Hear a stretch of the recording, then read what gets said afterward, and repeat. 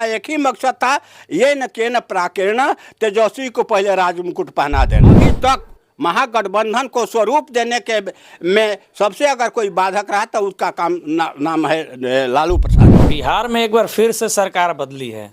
बताया जा रहा है कि नीतीश कुमार जी आरजेडी को छोड़ के एनडीए गठबंधन में शामिल होने वाले हैं, लेकिन क्या कुछ वजह है? क्या ये जो चल रहा है बिहार में सियासी हलचल जो चल रही है, क्या कुछ इसकी मुख्य वजह हो सकती है? यही सब जानने के लिए और इसी विषय पर चर्चा करने के लिए आज हमारे साथ मौजूद हैं भाई बरमेश्वर जी, जो कि नीतीश कुमार जी के काफ़ी खास बताए जाते हैं, करीबी बताए जाते हैं। स्वागत है सर।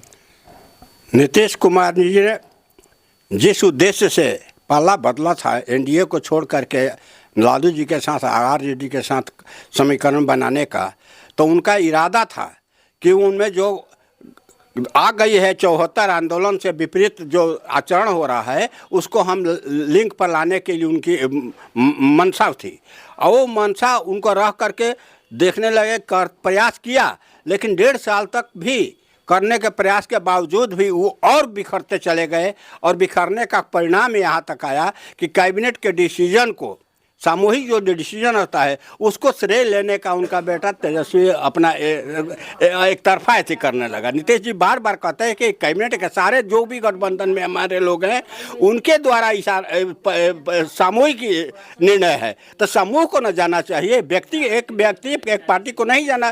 तो ये पहले बात। दूसरा बात कि नीतीश कुमार का था कि मैंने जो ईमानदारी या चरित्रवान जो राजनीति में होना चाहे, ये लोहिया के, कर्पूरी के, जयप्रकाश नारायण के और कर्पूरी ठाकुर के अनुयायी रहे हैं, और जिनका चरित्र है कि हमेशा अपने ईमानदार रहे हैं, अपने परिवारवाद को उसमें कभी सम्मिलित करने का नीतीश ने काम नहीं किया। उनके परिवार का कोई भी व्यक्ति राजनीति में आज तक नहीं है, 20 साल के 35 साल के इस राजनीतिक जीवन में भी।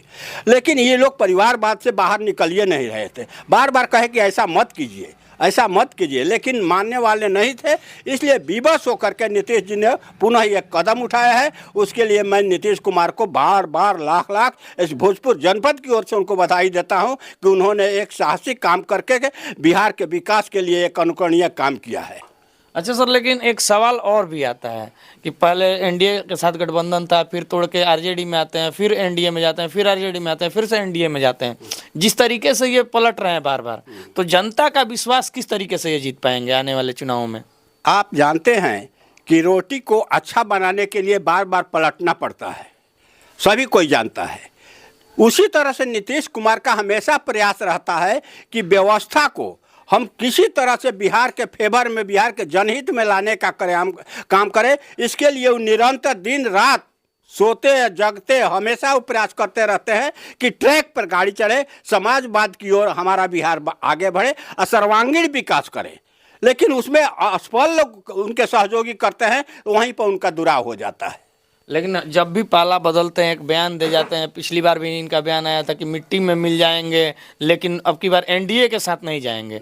तो फिर इस तरीके से, जिस तरीके से एनडीए में अब की बार उनकी एंट्री होने वाली है, इस पर क्या कहिएगा कि जनता किस तरीके से उनको देखेगी अब की बार? उन्होंने इस आरजेडी के लोगों को विश्वास दिलाने के लिए कि उनके मन में भ्रम न रह जाए, वो लोग ईमानदारी पूर्वक हमारे पथ पर चलने का काम करें। इसके लिए उन्होंने इस तरह का शब्द का प्रयोग हमेशा करते हैं कि कोई भी हमारे चरित्र को एडॉप्ट करे, हमारे क्रियाकलाप को एडॉप्ट करे, हमारी मंशा के अनुसार बिहार का सर्वांगीण विकास करे। इसलिए उन्होंने उस पर आक्षेप भी करते हैं टाइम टू टाइम, इसलिए कि वो आदमी को विश्वास पैदा करके उसमें परिवर्तन लावे। इसलिए परिवर्तन की राजनीति हमेशा नीतीश कुमार किया करते हैं। लेकिन सूत्रों के हवाले से भी पता चलता है कि नीतीश कुमार जी को इंडिया गठबंधन जो बना हुआ था उसका नेतृत्व यही कर रहे थे। इधर बिहार की तरफ से पहली बैठक भी हुई थी पटना में, लेकिन इनको उस तरीके से उस ओहदा नहीं मिला, उस तरीके का सम्मान उस पार्टी में नहीं मिला, जिसके चलते ये पार्टी बदल रहे हैं। इस तरीके के सूत्रों के हवाले से पता चलता है। तो इसमें कोई नेता प्रयास करके देखिए, जितने तमाम विरोधी, एक से एक घोर विरोधी लोगों को एक मंच पर लाने का काम बिहार में नीतीश कुमार ने लाया सबको, चाहे वो बंगाल की ममता बनर्जी हो, चाहे केजरीवाल साहब हो, चाहे मद्रास को उड़ीसा के तमाम लोग इसके एक मंच पर आए। और उस मंच पर लाने के इतना प्रयास के बाद भी ये लोग घुर्ची काटने का शुरू किए, और उसमें मेन लालू जी का प्रयास था। आपसे अंदरूनी मैं बता रहा हूँ कि अभी तक महागठबंधन को स्वरूप देने के में सबसे अगर कोई बाधक रहा तो उसका नाम है लालू प्रसाद जी। और लालू प्रसाद ने के उस कागज पर ये ममता बनर्जी ने नाम मीटिंग में ले लिए, जबकि कोई वहाँ पर नहीं था। और उन्होंने ले लिया कि वो कांग्रेस के जो अध्यक्ष है खड़गे जी को बनाया जाए। वहाँ पर ये बातें एजेंडा नहीं था, एजेंडा का विपरीत बात लाने का औचित्य क्या था? तो इसलिए भ्रम में डालने के इनका एक ही मकसद था, ये न के न प्राकीर्ण तेजस्वी को पहले राज मुकुट पहना देना। अब बात धीरे धीरे खुलती जा रही है, सारा जनता भी जान रही है और हम लोग भी जान रहे हैं, सारे पॉलिटिकल पार्टियां जा रही है, ए टू जेड बिहार की जनता इस बात को महसूस कर रही है। और नीतीश जी दबाव में कभी राजनीति नहीं किए हैं, न करेंगे, उनका इतिहास रहा है। अच्छा, एक सवाल ये भी आता है कि जैसे कि बीजेपी में अभी एनडीए गठबंधन में जहाँ जा रहे हैं, वहाँ से जो गृह मंत्रालय जिनके हाथ में अभी अमित शाह जी ने बिहार के चुनावी रैली में एक बयान दिया था कि मैं बिहार की जनता को स्पष्ट कर देना चाहता हूँ कि नीतीश कुमार जी अगर सोच रहे हैं कि नीतीश कुमार जी को अगर एनडीए गठबंधन में शामिल किया जाएगा कभी, तो उनके लिए दरवाज़ा बंद हो चुका है। तो फिर इस बारे में अब क्या कहिए, क्या बीजेपी उनको अच्छे तरीके से अपने अंदर जिस तरीके से गठबंधन पहले चलता था उस तरीके से ले पाएगी? निंदक नियरे राखिए आंगन कुटी छवाए, बिन साबुन पानी बिना निर्मल होए न सुहाए।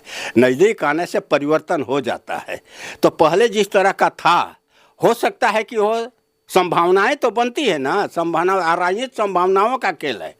इसलिए राजनीति में कभी भी कोई, आज भाजपा के लोग सब लोग कह रहे हैं, तो कल तक कहते थे कि दरवाजा सब बंद है, दरवाजा सब बंद है।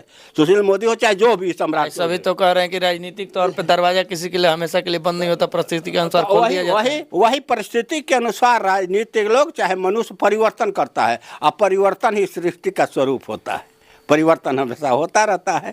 तो इसलिए लेकिन एक बात मैं आप लोगों के माध्यम से, मीडिया के माध्यम से ये कहना चाहता हूं कि बिहार सूबे के हित में नीतीश कुमार जी ने आज जो फिर एक बार लिया परिवर्तन किया है, तो उसमें चाहे भाजपा हो चाहे अन्य घटक उसमें घटक हो हमारे एनडीए के, सबको सबक लेना चाहिए कि नीतीश कभी करप्शन को बर्दाश्त नहीं कर सके, कभी परिवारवाद को बर्दाश्त नहीं कर सकते। इसलिए सबक लेके उसी अनुसार आए हैं एनडीए में, परिवारवाद के विरोध और करप्शन के विरोध, दो ही मुद्दा है, करप्शन और परिवारवाद।